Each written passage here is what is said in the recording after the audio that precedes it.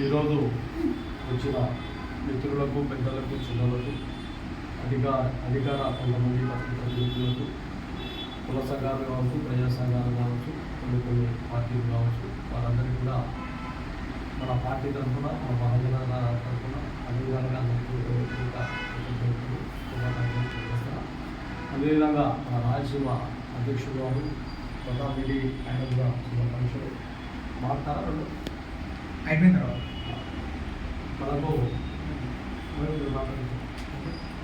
అధ్యక్షులు దాదాపు మందకృష్ణ గారితో సమానమైన నాయకత్వంతో అప్పటి నుంచి ఆయన ఉద్యమంలో పాల్గొన్న ఒక నాయకుడు. దాదాపు ఒక 3 ధర్మల్ కేంద్రాలకు సంబంధించిన నాయకత్వంలో ఆయన ఒక నాయకత్వం ఉంది ఆయనకు.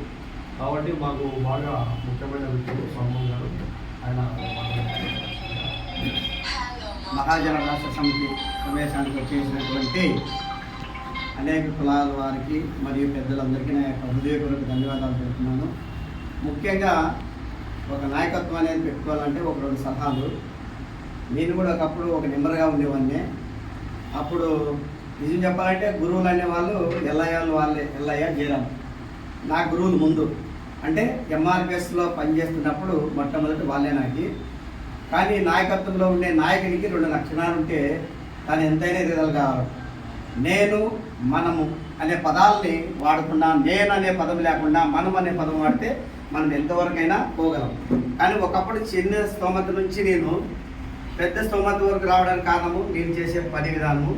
ఆ పని విధానంలో కూడా మా వాళ్ళకి చంద్రకు కానీ ఎల్ఐ కానీ తెలుసు. నేను 11 ప్రాజెక్టులు ఉన్నాయి, ధర్మల్ ప్రాజెక్ట్ లాంటివి. దాన్ని ఓన్లీ ఏపీ జెన్కో అంటారు.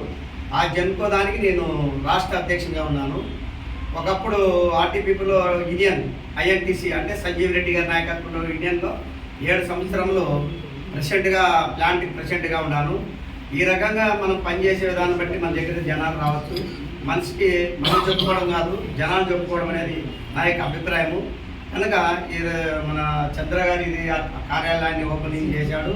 అంతకుముందు కూడా కమలాపురంలో కూడా చేసినప్పుడు కూడా ఆహ్వానించారు. అప్పుడు కొన్ని కారణాల వల్ల రాలేకపోయాను. కానీ ఆయన కూడా పనితనం అంటే మహాజన అంటేనే అందరినీ కలుపుకునేది. ఎస్సీ, ఎస్టీ, బీసీ, మైనార్టీ అనే దాన్ని బట్టి కలుపుకొని ఒక ఉద్యమాన్ని పనిచేస్తూ ఒక కార్యాలయాన్ని ఓపెనింగ్ చేస్తున్నాడు. కాబట్టి అది ఏ పని చేసుకున్నా మా వంతుగా ఏదన్నా సహకారం అనేది ఉండాలా. ఒకరనేది ఎవరు చేయలేము. ఇప్పుడు ప్రభుత్వం రాలంటే కూటు పెట్టుకొని ప్రభుత్వం వచ్చినట్లు అనుకో. అంటే ఏదైనా ఒక పని సమస్యని సాల్వ్ చేయాలన్నప్పుడు కొంతమంది సహకారం ఉండాలా, సలహాలు కూడా ఉండాలా. దాన్ని మేము ఆయనకి ఏదన్నా ఉంటే దాన్ని మేము